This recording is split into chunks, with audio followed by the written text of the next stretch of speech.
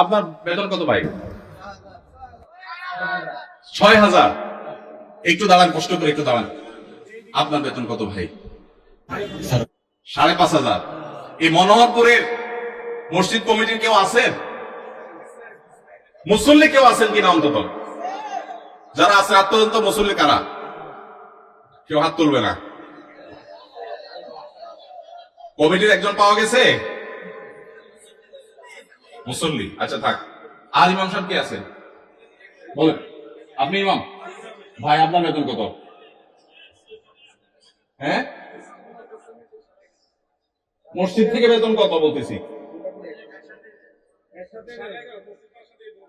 মসজিদ মাদ্রাসা দুই ডিউটি বেতন 11.5। তার মানে আমরা যদি 5.5 ধরি, তাহলে 5.5 মসজিদ থেকে বলা যায়। 5 ওয়াক্ত নামাজ পড়ান, ইমামতি করেন, 5 ওয়াক্ত নামাজ পড়ান, 5,500 জুমা সহ।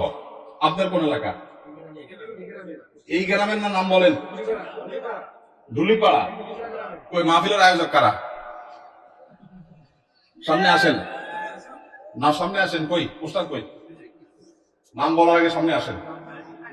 নামই নেই। আচ্ছা, আর ইমাম সাহেব আছেন আর এক দুজন? কই ভাই, কোন এলাকার? পাশের এলাকার। বেতন কত? হ্যাঁ, 8,000। কোন এলাকার? নোয়াগ্রাম। নোয়াগ্রামের ভাইরা নিশ্চয় আছেন। আমি আপনাদের শরম দিতে চাই না, আপনাদের কারো হাতে তুলতে চাই না। ইমাম সাহেবদের জবানবন্দি নিলাম, ধন্যবাদ। আর কোন ইমাম সাহেব আছেন? মুরব্বী দাঁড়ান একটু। ইমাম সাহেব দাঁড়ান, কষ্ট করে। কোন এলাকার ভাই? জি,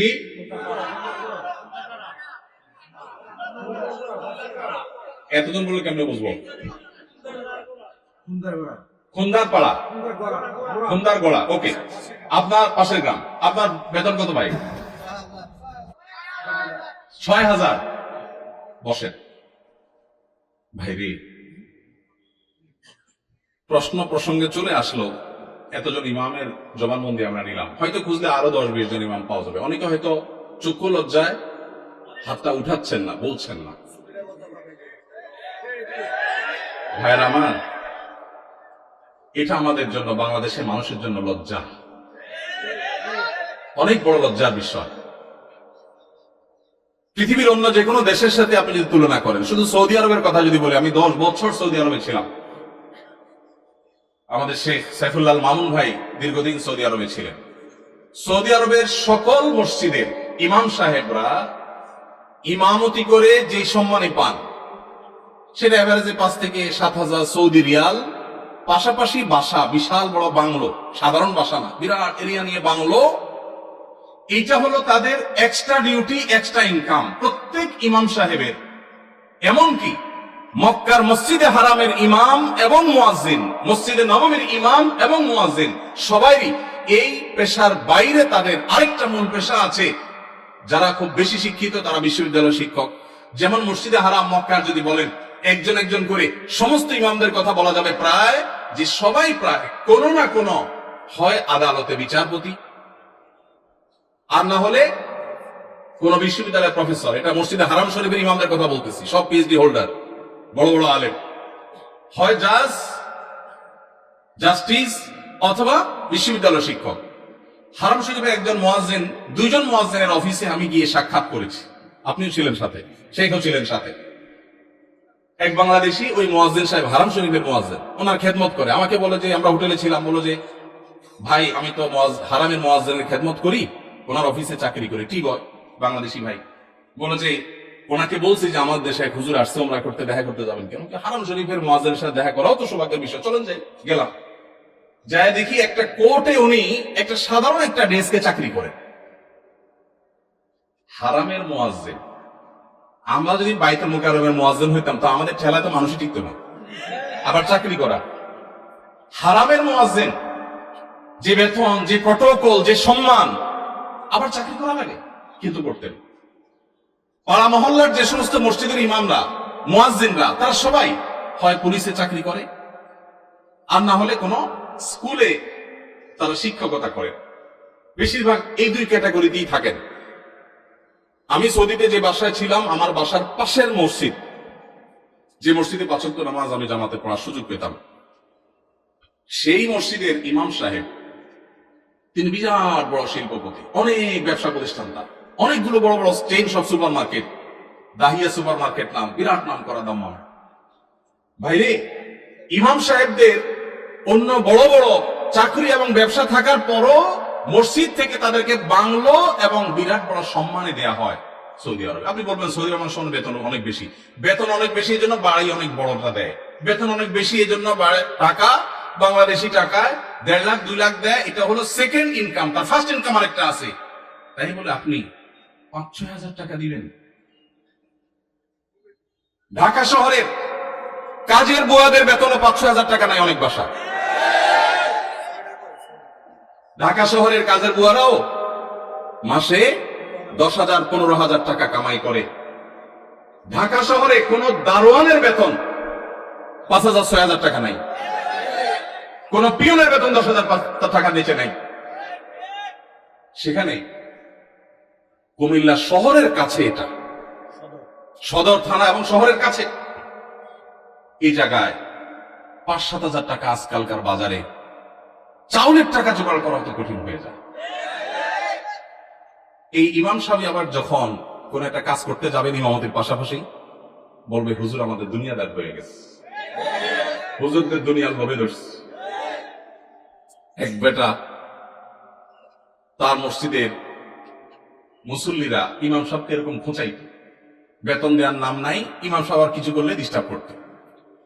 তো ওই মসজিদে একজন ভালো মানুষ ছিল, উনি বললেন, হুজুর আপনাকে আমি ওই যে মুসিরা যে জুতা পলিশ টলিশ করে ওরকম একটা বাক্স কিনে দেব, সাথে রং টং যা লাগে, ডাস্টার ব্রাশ এগুলো সব দিয়ে দিব।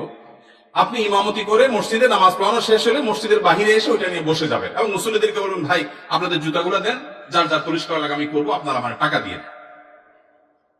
ইমাম সাহেব চুপ বড় বড় হয়ে গেছে, কি বলে দেবে? বলে, ভাই আপনি এই কাজটা যদি করেন, মুসল্লিরা বাইর হয়ে যেটা সিসি করবে, আরে হুজুর এটা কি করছেন? তো ওইটাকে বলেন যে, ভাই এই জুতা যদি আমার কাছে দিতে আপনার লজ্জা বোধ হয়, আপনার কাছে যদি অপমান বোধ হয়, তাহলে জুতা আমার কাছে নেই, আপনার নিজের গালে নিজে মারা উচিত। আমি বলছি না যে আক্ষরিক অর্থে ইমাম সাহেবকে ওইটা মারতে তিনি বলেছেন। অনেক আগে ঘটনা কোথাও শুনেছি, সত্য হতে পারে, রূপক হতে পারে, কিন্তু এই গল্প আমাদের শিক্ষা দেয়। আমাদের মসজিদের ইমাম সাহেবদের, মুয়াজ্জিন সাহেবদের সম্মানে আমরা দিতে চাই না, মাহফিল করে বক্তার জন্য মোটা অঙ্কের হাদিয়া রেডি রাখি। আপনারা বলবেন, হুজুর আপনিও তো মোটা অঙ্কে নিয়েই যাবেন, ওয়াজ তো করতেছেন। ভাই আমাকে মোটা দেখ, চিকন দেখ, না দেখ, এটা নিয়ে আমার মাথা ব্যথা নেই, আলহামদুলিল্লাহ। এবং আল্লাহর মেহেরবানিতে এটা আমার কোনো প্রত্যাশাও নেই আল্লাহর ফজলে। কিন্তু মাহফিল আয়োজকদেরকে বলতে চাই, যারা মাহফিল আয়োজন করেন, লক্ষ লক্ষ টাকা যদি মাহফিল পিছনে খরচ করতে পারেন, ইমাম সাহেবদের বেতন কেন 15,000 20,000 টাকা হতে পারে না? এই দেশে বিভিন্ন শ্রেণী পেশার মানুষদের বেতনের সর্বনিম্ন স্কেল বা একটা স্কেল ঠিক করে দেওয়া হয়। আমি দাবি করতে চাই, আমাদের রাষ্ট্রের উচিত, রাষ্ট্র নিজে ইমাম সাহেবদেরকে মূল্যায়ন করতে না পারলেও মিনিমাম যেন তাদের একটা সমাজে সম্মানজনক ভাবে চলতে পারে, সেজন্য তাদের একটা সম্মানজনক বেতনের স্কেল ঘোষণা করা হোক। আর সমাজের যারা বিবেকবান মানুষ, আল্লাহর হস্তে তারা ইমাম সাহেবদের সম্মান দেওয়া, মর্যাদা দেওয়া শিখবো তো ইনশাআল্লাহ। আপনার এলাকার মানুষ যারা আছেন, প্রশ্ন প্রসঙ্গে হয়তো আপনাদের ইমাম সাহেবদের বেতনগুলো আমরা জানতে পারলাম, আপনারা মনে কষ্ট নেবেন না, আপনাদেরকে ছোট করা আমার উদ্দেশ্য না। আমার উদ্দেশ্য হলো আমাদের বিবেকগুলোকে জাগ্রত করা। কোন মসজিদ কমিটির লোকজন যদি এখানে থাকেন, তাহলে আমি আপনাদেরকে বলবো, এমনকি মুসল্লি ভাইরা যারা আছেন তাদেরকে বলবো, মসজিদে গিয়ে এটা নিয়ে দাবি তুলবেন, ইমাম সাহেবের সম্মানজনক বেতন নিশ্চিত করতে হবে ইনশাআল্লাহ। কোন মুসলমান সমাজে এটা হতে পারে না। সৌদি আরবের কথা আমি বলেছি, সৌদি আরবেরটা আমি কাছে দিকে দেখেছি, এই জন্য আমার মনে হয় না পৃথিবীর অন্য কোন মুসলমান সমাজে মানুষের গড়ে একজন রিকশাওয়ালাও 10,000-এর বেশি ইনকাম করে, সেই সমাজে ইমাম সাহেবের বেতন 4,000 5,000, এটা কোনোদিন গ্রহণযোগ্য হতে পারে না। আপনাদের এই ধুলিপাড়ায়, কুমিল্লা আপনারা যদি সারাদিনে আর কোনো কাজ না, একটা কাজই শুধু করবে, এরকম একজন অশিক্ষিত অশিক্ষা বঞ্চিত মানুষকেও নিয়োগ দেন, তারপরে তো 4-5 হাজার টাকা পাবেন না, কিভাবে একজন ইমামকে আপনারা 5 হাজার টাকা বেতন দেন? কোন মসজিদের দায়িত্বশীল ভাইরা আছেন যে আপনারা তওবা করবেন যে ইমাম সাহেবের বেতন 10-এর উপরে উঠাবেন? কেউ আছেন? থাকলে পার্টিকুলার কেউ থাকলে বলেন। কেউ আছেন? সভাপতি সাহেব, সেক্রেটারি সাহেব যদি থাকেন যে আলোচনা করবেন, অন্তত এ ওয়াদা করবেন। আপনি কোন মসজিদের নাম বলেন? নোয়াগ্রাম। এখন বর্তমান বেতন কত ইমাম সাহেবের? উঠছেন যেহেতু জিজ্ঞেস করি। 7,000। এখন নিয়ত করছেন কত দিবেন? 25 সাল থেকে। 25 সাল মানে এখন তো পুরো শুরু হয়ে গেছে। 10-এর প্রস্তাবনা আছে। মাশাআল্লাহ মাশাআল্লাহ। ভাই মসজিদ কোন এলাকা? নোয়াগ্রাম চৌধুরী বাড়ি। আপনি কি কমিটির? ভাই কমিটি সেক্রেটারি।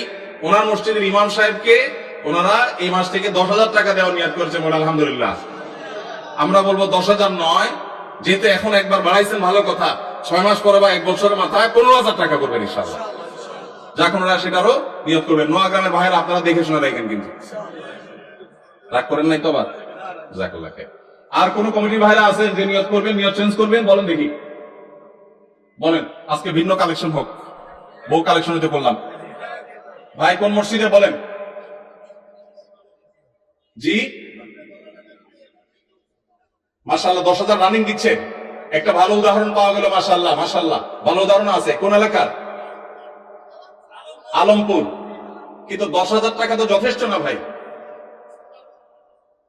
কবে নাগাদ আনুমানিক একটা আইডিয়া দেন না, আইডিয়া দেন না। আলাপ করেই তো দিবেন, আপনি তো একা দিবেন না। অন্তত প্রস্তাবনা দিয়ে, যে মাহফিল থেকে হুজুররা প্রস্তাবনা দিছে, অন্তত 15,000-এর ভিতরে রাখেন। 12 থেকে 15 ভিতরে ইনশাআল্লাহ। কবে নাগাদ? আলোচনা সাপেক্ষে। ঠিক আছে। আপনি মসজিদ কমিটির কি? সেক্রেটারি সাহেব। মাশাআল্লাহ, আল্লাহ সেক্রেটারি সাহেবকে তৌফিক দান করুন, বলুন আমিন। একটা ভালো দৃষ্টান্ত। ভাইরা 10,000 দিচ্ছেন, মাশাআল্লাহ। কিন্তু 10,000 যথেষ্ট না ভাই। 10,000 যথেষ্ট হতে পারে না। আল্লাহ তাআলা আমাদেরকে উলামায়ে কেরামের, মসজিদের ইমাম সাহেবদের মূল্যায়ন করার তৌফিক নসিব করুন।